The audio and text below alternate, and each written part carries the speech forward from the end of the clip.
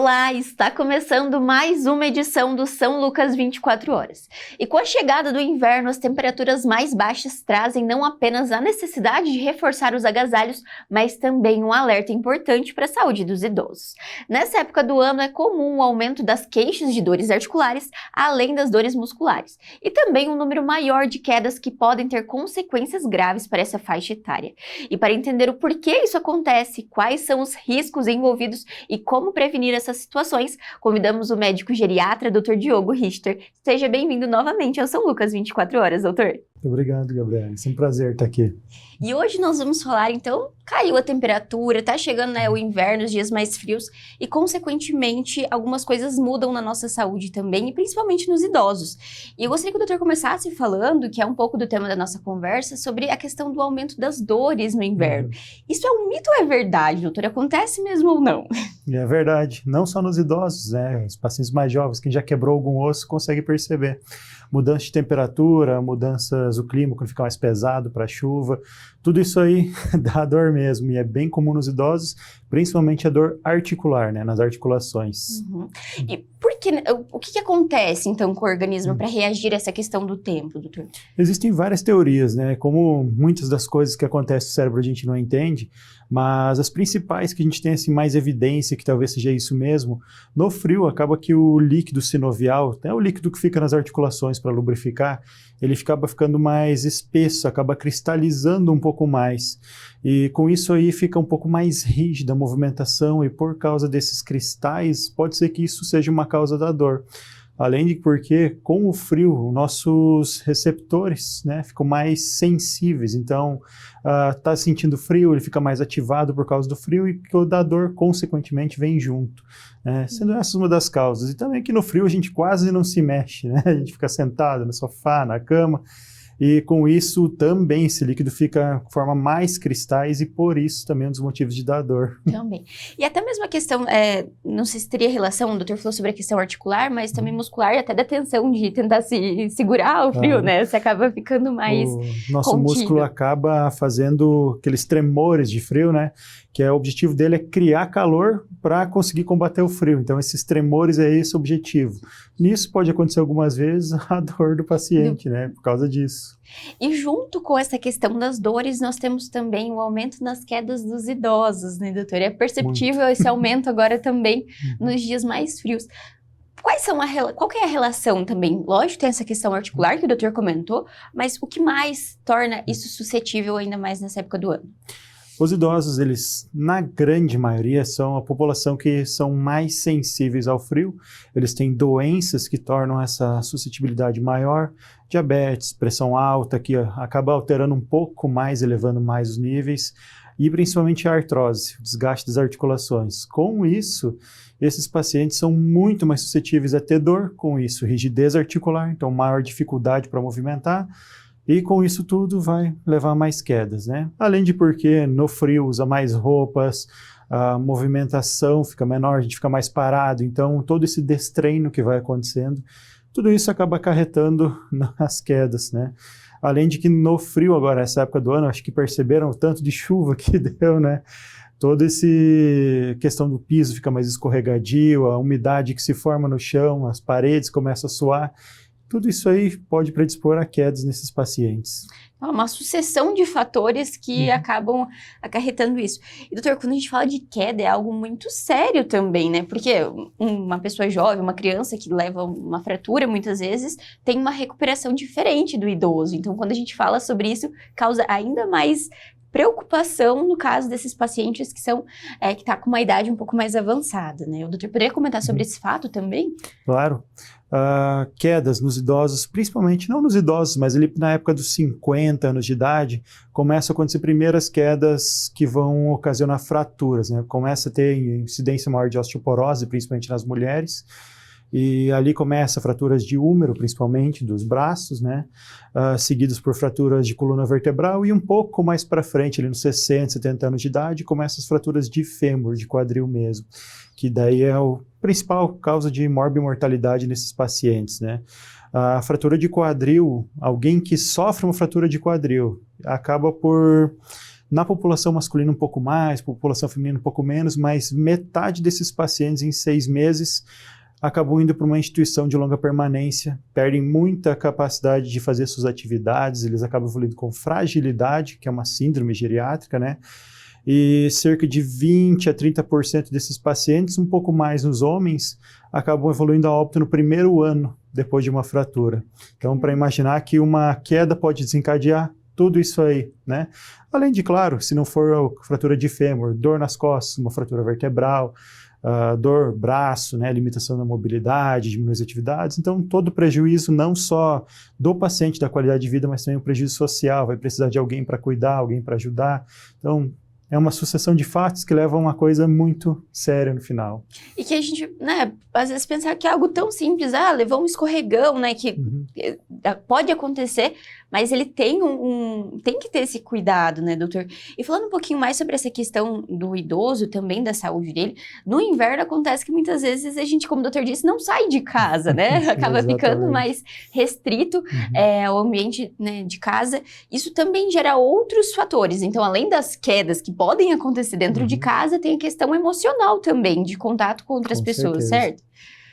A questão emocional, principalmente, existe até uma doença, né, se a gente for olhar no código de doenças, chamada depressão sazonal, que acontece justamente uma época do ano que faz alguém ficar com depressão, digamos assim, sintomas depressivos. Principalmente no paciente idoso, pensando que a gente tem toda aquela questão de isolamento social, de baixa comunicação, de não ver outras pessoas, tudo isso aí pode levar a depressão, é um fator de risco para demência, e são pacientes que são muito mais suscetíveis a isso. O frio acaba por deixar eles mais em casa, não vai no clube dos idosos, ou não sai ver a família, ou recebe menos visitas, o baralho, o dominó que ia jogar, acaba não fazendo. E isso tudo leva a esse isolamento pode levar a depressão, e é um fator de risco importante para demência também, né? Além de prejudicar toda a qualidade de vida que o paciente fica mais em casa. Então, mais um pouquinho daqui para frente, a gente vai falar um pouquinho sobre a questão dos tratamentos, o que pode ser feito nesse caso, mas antes também, além de todas essas outras condições que a gente percebe também no inverno, tem além a questão respiratória, né, doutor? Que acho que é interessante a gente falar também. Tem a questão das dores, tem a questão das quedas e também respiratória, que acaba sendo mais sensível no caso dos idosos também, né, doutor? Como que isso acontece? Na época do verão, né, época mais quente do ano, a gente tem o que a gente chama de resfriado, né? Seria por um vírus, o adenovírus, geralmente, são vírus que dão sintomas mais brandos, mais leves, então não é aquela tosse muito forte, não é aquela febre alta que o paciente tem que ficar de cama, é aquele nariz correndo, um pouquinho de tossezinha e passou, né? Isso aí. Agora, na época do inverno, acaba por circular mais o vírus da influenza. E esse vírus da influenza e o coronavírus também em si, eles causam sintomas gripais mesmo, não resfriado, gripe. E aí sim a gente tem sintomas respiratórios mais importantes. Tosse intensa, aquele nariz que não para de correr, dor de garganta e às vezes pode descer para o pulmão e fazer pneumonia viral. Então, não é só que o frio faz isso, é que nessa época do ano que circula mais esses vírus, os ambientes ficam mais fechados, então a questão de todo mundo ficar com o nariz meio correndo, acaba limpando, essa questão da higiene, passa um para o outro. Então, tudo isso aí são fatores que contribuem para essa comunicação de doenças, né? Não que seja o frio a causa, mas tudo que acontece, os fatores que vão fazer isso aí. A questão da sazonalidade mesmo, como o doutor disse antes. E no caso dos pacientes idosos, então, se ele tem esse quadro respiratório, doutor, quando que se torna realmente muito importante uma avaliação médica? A gente depois fala um pouquinho sobre essa questão das dores também, porque é algo que incomoda, mas quando procurar, então, um geriatra para ter essa avaliação e olhar para esse paciente e falar o que a gente pode fazer também, qual que é o momento desse paciente procurar um médico? Atendimento médico, o paciente está sentindo esse quadro mais agudo, digamos assim, da gripe, tosse, tudo mais, pode ser um pronto-socorro qualquer, os médicos ajudam, todo mundo treinado para atender essa demanda, né? Não precisa ser especificamente o geriatra. Claro que quando isso acaba por evoluir para sintomas que perduram por mais tempo, acaba tendo mais cansaços, atividades, vale a pena uma avaliação um pouco mais considerável, um pouco mais aprofundada desse caso. E o geriatra pode ser um dos que faz essa investigação. A questão das dores, claro, na emergência também pode ser que alguém consiga resolver, mas pense que problema da doença do paciente, da artrose e tudo mais, não aconteceu agora, ela exacerbou agora. Então, aí sim, uma avaliação de um especialista, geriatra, médico da dor, tudo isso aí pode ajudar muito nessa questão. Então, sim que as dores estiverem descompensadas, né, já vale a pena essa avaliação para a gente conseguir tratar isso aí, melhorar a qualidade de vida, mobilidade, tudo isso que vai vir com os problemas aí da dor. E, doutor, essa questão da artrose que o doutor comentou, e até da osteoporose também, são doenças que acontecem na maior parte com todo mundo. É algo consequente da idade, isso. Exato. E tem formas de talvez não prevenir, mas que auxiliem para isso. Então, ainda mais quando a gente pensa que o inverno acontece todos os anos. Tem forma da gente se preparar para esse momento, estar, né, os idosos, a família mesmo, preparar este idoso para que ele não sofra tanto nesse momento, nesses dias mais frios? Existem formas, né, algumas que vão depender muito do paciente em si, né, que essa é a maior dificuldade nossa, aderir ao tratamento, que é, incrivelmente, a gente pensando, o desgaste da articulação, se eu usar mais, que seria que a artrose, né, desgaste, se eu usar mais, talvez pioraria a dor, é o contrário, tá? A atividade física, que vai, claro, não intensa, não estou falando de correr maratonas, mas fazer aquela atividade, aquela caminhada, ou pilates, que seja, fisioterapia, tudo isso aí acaba por ter o mesmo efeito que usar um anti-inflamatório no quadro da dor. Então imagina que, em vez de tomar um remédio, ele só fazendo atividade física teria o mesmo efeito no controle da dor. Diminui as proteínas de inflamação, a questão do líquido que fica mais menos espesso, então menos dores, menos cristais. Então, essa atividade física que se mantém lá da época do verão, quando está quente, está gostoso de fazer atividade física, e se mantém no inverno quando é difícil, é uma questão muito importante que pode ajudar isso. Não só porque vai ajudar na articulação, mas com maior musculatura, o paciente vai cair menos, né, vai conseguir ficar mais estável, os reflexos são melhores e também a própria musculatura mantém mais calor, né, ela produz o calor, então faz esse paciente conseguir combater melhor o frio, né.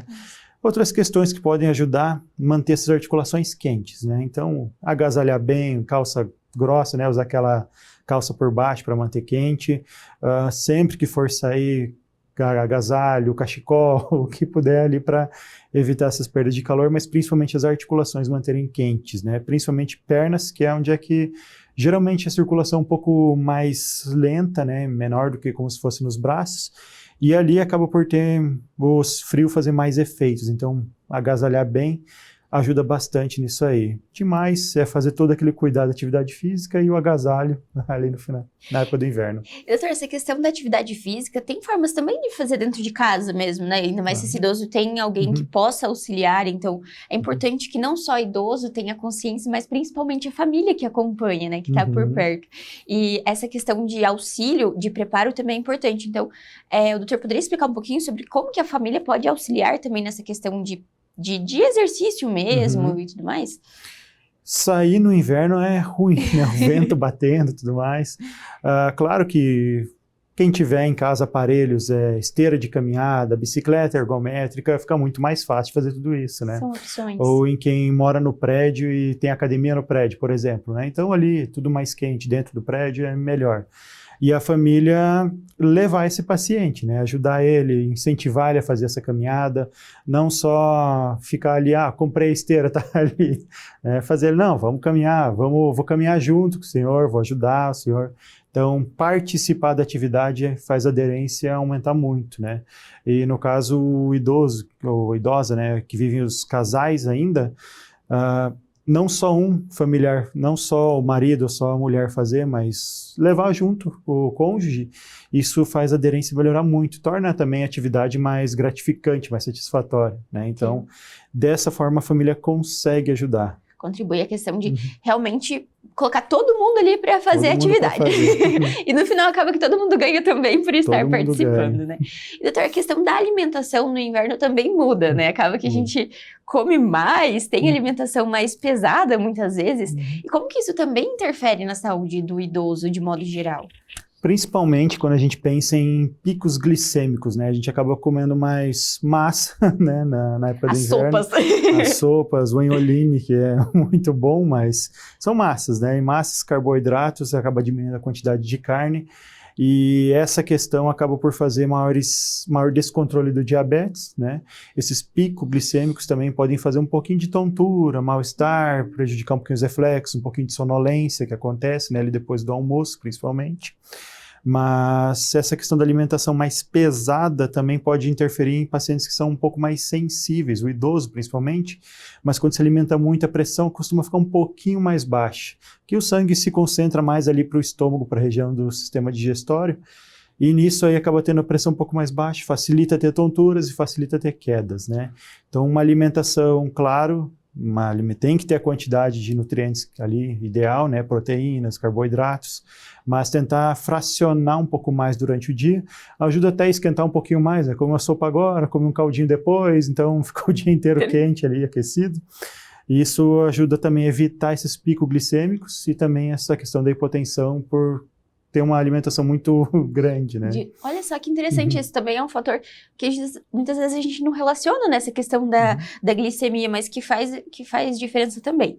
E, doutor, voltando um pouquinho na questão das quedas, esse paciente muitas vezes, no caso, teve então uma queda, qual que é o processo? O que a gente faz? Porque muitas vezes no desespero a família tenta acolher ou chama a ambulância, quando não chama, como que a gente procede nesse caso? Que também acho que é uma dúvida bem recorrente dos familiares. É uma dúvida até às vezes para nós da equipe da saúde mesmo, né?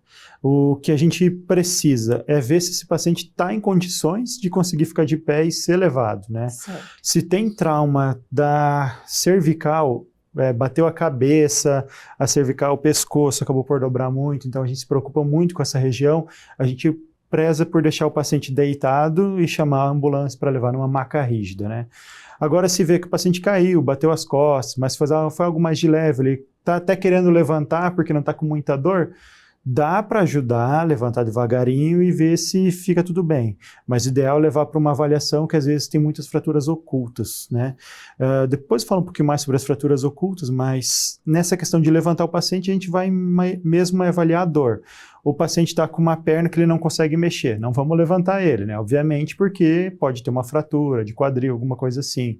O paciente acabou perdendo o movimento das pernas para baixo, não está sentindo, está com muita fraqueza, então é melhor deixar ele parado, a gente avalia, chama o SAMU e leva numa prancha para evitar maior lesão da movimentação, né? Mas, basicamente, a gente vai pedir para o paciente, está com dor, está tranquilo, pouca dor, dá para vir. Então a gente vai sim, pouca dor, dá para levar para avaliação. Sobre a fratura oculta que eu falei, da osteoporose, principalmente nas mulheres, 30% das fraturas de coluna vertebral são ocultas, né? Nem chegam, na verdade, na emergência. Então, imagina que começou, caiu, bateu, deu uma dor nas costas, o paciente fica, às vezes, 1, 2, 3 semanas, às vezes 2 meses com a dor, que é mais ou menos o período que dura essa dor, e começa a ficar com a coluna um pouco mais entortada, começa a anteriorizar o tronco. Tudo isso pode ser uma fratura de coluna que aconteceu, teve a dor e não foi investigar. Então, por isso que é tão interessante começar quando tem uma dor de coluna nova, né, dor nas costas nova, e depois de um trauma ainda levar para uma avaliação. Às vezes ali com um raio-x simples a gente já consegue identificar isso, dar as condutas imediatas que a gente precisa e já planejar a reabilitação desse paciente para evitar problemas no futuro. É porque é tudo um cuidado a longo prazo, que a gente sempre fala, né? Esse cuidado, às vezes a pessoa vai suportando, não avisa muitas vezes e acaba sofrendo quando tinha uma forma de tratar ainda, né, doutor? Muitas vezes o tempo também interfere até no tratamento que pode ser feito ou não para esse paciente, certo? Com certeza. No início ali das fraturas, obviamente usar o colar, né, que pode usar colete de put, principalmente para estabilizar essa coluna e fazer uma calcificação desse osso melhor, ou em alguns casos que precisa de cirurgia, né? Mas geralmente acaba optando pelo colete e o manejo mais conservador dessas fraturas de coluna. Mas isso aí ajuda muito na questão da reabilitação depois e no controle da dor, principalmente, né? Certo. E, doutor, outra questão que eu acho que também é interessante a gente falar é sobre a própria questão da dinâmica da casa, né? Muitas vezes tem um hábito cultural quase, que é a questão dos tapetes, isso também acaba atrapalhando a questão e né, muitas vezes causando quedas nos idosos. O doutor poderia falar um pouquinho sobre esses cuidados também que a gente tem que ter com o ambiente?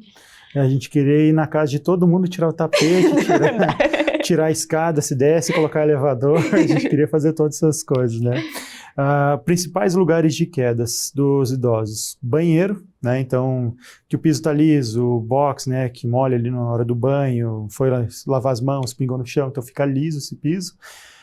Principal, segundo, escadas, e terceiro ali na área externa, naquelas calçadas de acesso à casa, onde é que são os principais. E aí depois vem ali questão de tapetes, questão do calçado que o paciente está usando, questão de animais de estimação, cachorro, gato, também pode ser um desses fatores. Mas basicamente como a gente vai atuar nisso aí tudo? Banheiro, pensando no primeiro lugar de quedas. Usar dentro do box, não sei, agora, antigamente se usava mais aqueles tapetes que grudavam antiaderente, mas aquele lá, quando molha e se pisa meio de atravessado, ele escorrega, ele vai. Então, hoje em dia a gente tem maneiras de melhorar a aderência do piso, se for um piso escorregadio, obviamente, mas tem fitas que simplesmente cola no piso, e isso aí é baratinho, resolve, numa tarde você faz e tá tranquilo. Então o piso evita de escorregar no box ou no banheiro que for. Questão dos banheiros também, esses pacientes têm maior dificuldade de se levantar ou precisam de apoio para se segurar um pouco mais, então as barras de apoio dentro do box e na hora que vai levantar do vaso sanitário mesmo, né? Então esses são importantes. Falando em vaso sanitário também, os idosos acabam perdendo muita força no quadríceps, na coxa, então o movimento de levantar quando está sentado deles é muito prejudicado. E às vezes o vaso que é mais baixo, a gente colocar um assento elevado, isso aí tem fácil de conseguir, só soltar 2 parafusos, apertar de novo, tá ali. Então assento que levanta, às vezes 15 centímetros ali, só da questão da perna ficar um pouco mais levantada já facilita muito do paciente se erguer. Então para quem tem restrição de mobilidade isso é muito importante. Do banheiro, mais ou menos isso, né? Obviamente tirar os tapetes que ficam ali escorregando também, né? Isso aí prejudica bastante.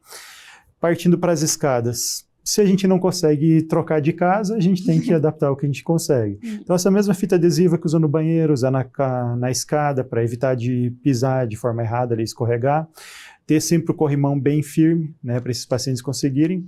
E a questão da iluminação da escada, né, que os pacientes vão, às vezes, o olho deles não é mais tão bom, acaba por dar uma tropeçada ali caindo. E a mesma forma, essa fita ali antiaderente, né, essa fita para não escorregar, que pode ser colocada nos locais calçadas de acesso também. Quando chove de dia, então coloca ali na rampa de acesso e está tranquilo, não vai escorregar.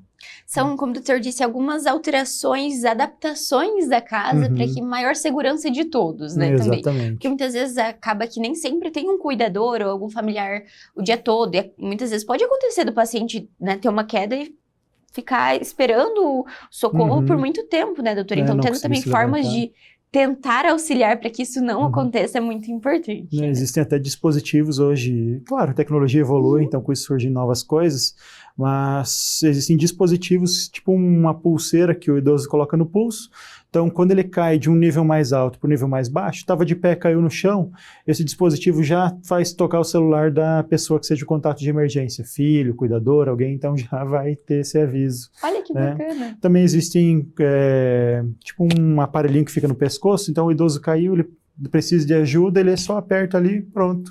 Toca lá para alguém, já vem esse aviso para ele também. Então, algumas formas que a tecnologia nos ajuda nisso aí.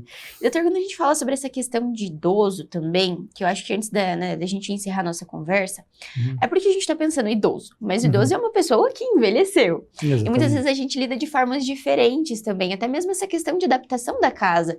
Como que é o processo de apresentar isso também para essa pessoa? Porque, né, ela tinha toda uma estrutura, tinha uma convivência, um estilo de vida, mas que vai precisando, de certa forma, de formas de facilitar a vida dela também. Mas essa questão de apresentar essas melhorias, eu acho que é algo que vale a gente destacar, né? De quando e como que você começa a mostrar essas mudanças para esse idoso. Nessas horas a gente tem que ser um bom vendedor, né? Conseguir convencer alguém é muito difícil, né? Primeiro a gente tenta mostrar o problema, né? Como final de semana eu acabei colocando na casa do meu sogro a fita porque eu tinha escorregado na calçada de acesso à casa. Eu mostrei, ó, eu escorreguei, dele é verdade, eu também escorreguei, eu fui, comprei fita e coloquei. Então, mostrando o problema porque não ficou bonito, né? Obviamente. Mas ali com aquilo ali agora nós dois estamos protegidos de não cair. Então, mostrar o problema, nisso fazer reflexão sobre o problema. O senhor lembra que o senhor caiu também, né? O senhor se machucou, ficou alguns dias ali com a dor, então imagina que a gente pode prevenir isso com alguma forma simples. Então a gente trouxe o problema, fez a reflexão sobre o problema e dá a solução do problema, que foi a fita no caso, né? Para não escorregar de novo. Com isso a gente faz a conduta ali, claro, a gente precisa que ele concorde, às vezes é mais difícil, às vezes é mais fácil, mas a gente tenta, dentro do possível, expor o problema, refletir sobre o problema e dar a solução do problema. E é por isso que é tão importante de ter um médico, né, que avalia esse paciente há bastante tempo, né, tenha continuidade, para justamente criar essa confiança e esse vínculo de entendendo quando o momento de apresentar e conhecendo o paciente, né, doutora? Acho que isso também faz diferença para o tratamento dele, né? Também. Que só o familiar falar, às vezes, você não estudou isso, você não sabe isso. Daí o médico vem e fala, é diferente, obviamente, né? Então a gente precisa dar mais esse enfoque ainda na consulta para falar dos cuidados de prevenção. A gente não só trata a doença, a gente evita elas de virem também, né? Então, e essa nossa conversa foi justamente para isso, para tentar alertar sobre os cuidados e também, né, o que pode acontecer, e isso está suscetível a todos, mas como que a gente pode cuidar ainda mais dos idosos. E, doutor, antes da gente encerrar a nossa conversa, então, eu gostaria que o doutor deixasse um conselho, uma dica que reforçasse toda essa nossa conversa para quem está assistindo. Quem, então, já tem os seus mais de 60 anos ou tem um familiar que precisa também desses cuidados, por favor. Para todo mundo que está ouvindo, então, o investimento maior que a gente pode fazer é garantir a massa muscular e nossa saúde óssea, para a gente ter lá na frente a capacidade de manter a nossa funcionalidade. Não precisar de ajuda para caminhar, não precisar de ajuda a levantar da cama, e isso só tem uma forma de conseguir, que é usando os músculos, né? Quanto mais usar, mais nosso corpo entende que a gente precisa deles e mantém eles por mais tempo. Então, atividade física, caminhadas, academia, pilates, tudo isso aí ajuda bastante. Claro que os hábitos de vida saudáveis, não fumar, não tomar álcool, se alimentar muito bem, né, com a qualidade da alimentação, tudo isso vai levar a um envelhecimento melhor, evitar essas quedas, evitar os problemas que vêm com o frio e também buscar sempre o médico para prevenir as doenças que são preveníveis, que vai ajudar muito no tratamento no futuro. É isso, doutor. Muito obrigada novamente pela presença. Pelo Acho que foi muito importante a gente levar essas informações para quem está assistindo, então fica aqui o convite para vir mais vezes também. Sempre um prazer. E o São Lucas 24 Horas de hoje fica por aqui, mas não deixe de acompanhar as redes sociais através do @FH São Lucas Cascavel. E até o próximo!